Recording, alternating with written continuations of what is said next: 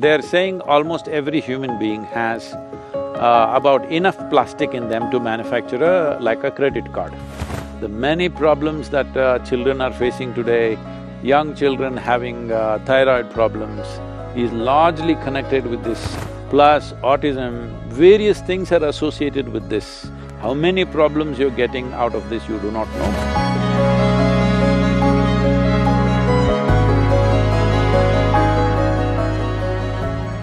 So, Sadhguru, majority of your work is towards sustainable solutions, but also a lot of your work is to raise human consciousness. What role can an individual or small businesses, communities, societies can play?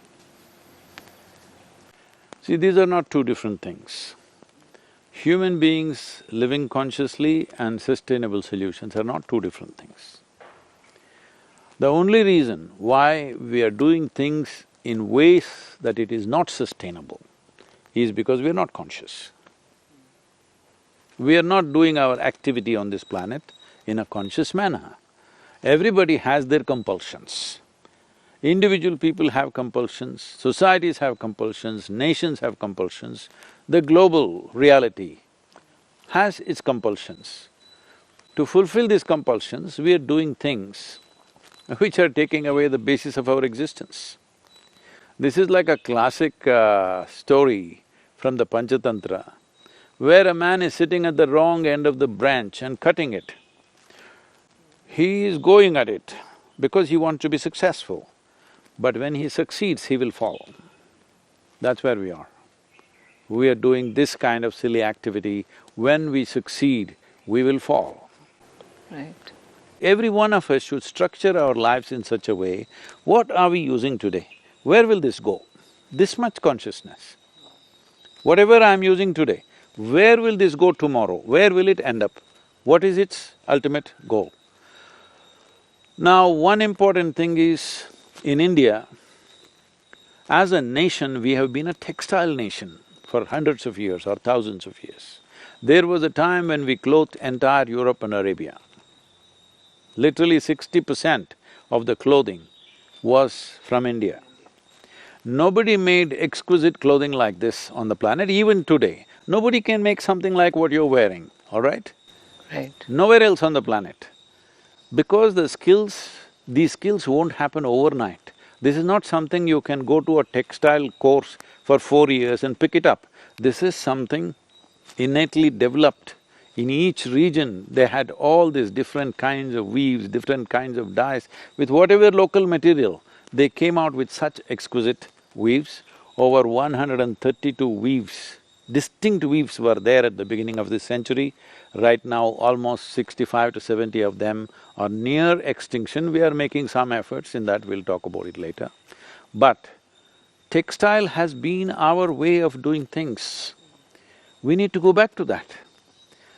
This has been disturbed essentially during the British era, when they wanted to systematically break the Indian textile strength because they wanted to build Manchester, which they successfully did, okay?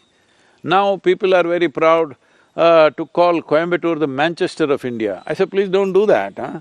Let them call Manchester Coimbatore of England because this is where the real weaving and spinning and everything, the cotton was, all right, textiles. This is the region in which it happened, and in every region there are unique ways. If we bring this back, even in reasonable context, if we develop the needed markets, if we revive the skills that are there, I'm telling you, in this country, easily it will employ anywhere between 200 to 300 million people within the next 5 to 6 years' time. Some efforts are being made by the textile industry, many policies have changed, we have also been working with them, but it's not enough if you want a revolution. Above all, for all this you need a market. That's why you are very important, that's one reason I'm talking to you, because we need a market. Market should be sensitive to aesthetics. Market should be sensitive to sustainability.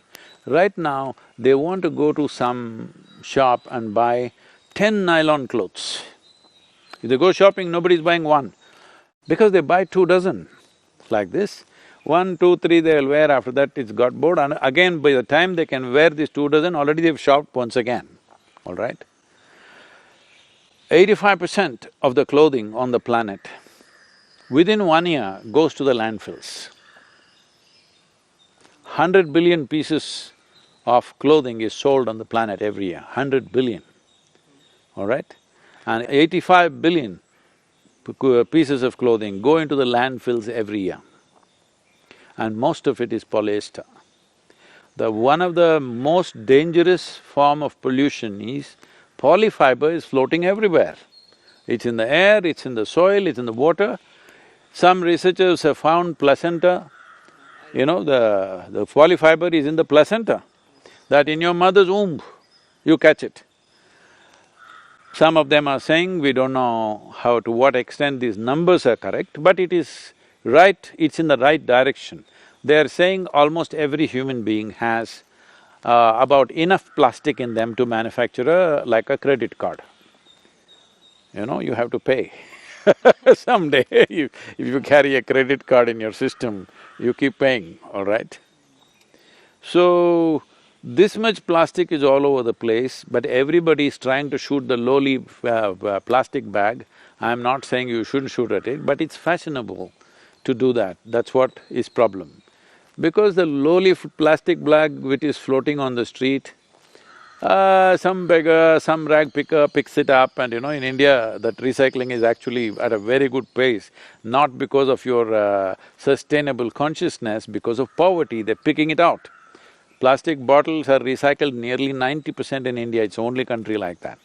This is not because we are very ecologically aware, simply because people are poor and they're picking out all the bottles. Anyway, one way or the other it's happening. But the polyfiber, the amount of damage it's causing, the way it enters the body, especially children are wearing polyfiber because polyfiber is very, flammable. Because of that, they are coating it with, fire-resistant chemicals. These chemicals have been found to be carcinogenic. The many problems that children are facing today, young children having thyroid problems, is largely connected with this non-flammable chemicals that they are using on the clothes. Plus autism, various things are associated with this. How many problems you're getting out of this you do not know, but for sure, many problems are coming your way. A child till 15, 16 years of age should never wear anything polyfiber. They must wear organic clothing. Not that adults can, but at least you're more resistant to those things beyond 17, 18 years of age. But till then it is very important you must wear organic fiber. But now the problem is, how many clothes do you have? And you can't do that with cotton or silk or something, so you end up buying poly, okay? It's cheaper, so lot of them are going for… See, even cotton and other things can be made cheaper if we increase the volume. So one simple thing that I'm suggesting is, you have influence in Telangana, you must push for this, I'm pushing for this in some states, that at least the school uniforms must be cotton or linen or whatever they can afford, all right? But it should not be polyfiber. You cannot recycle, only 1% is being recycled because nobody uses this polyfiber just as it is. It is always mixed in a complex mix to get various textures and whatever. So you can never recycle that complex material. If it was just pure nylon or pure polyfiber, we could have recycled it. You cannot recycle it because it's mixed with various other things, so recycling is not possible. Only 1% of the polyfiber that you're using in terms of clothing is being recycled. Rest is just going into nature. And it's coming back to us in so many different ways. The credit card in your heart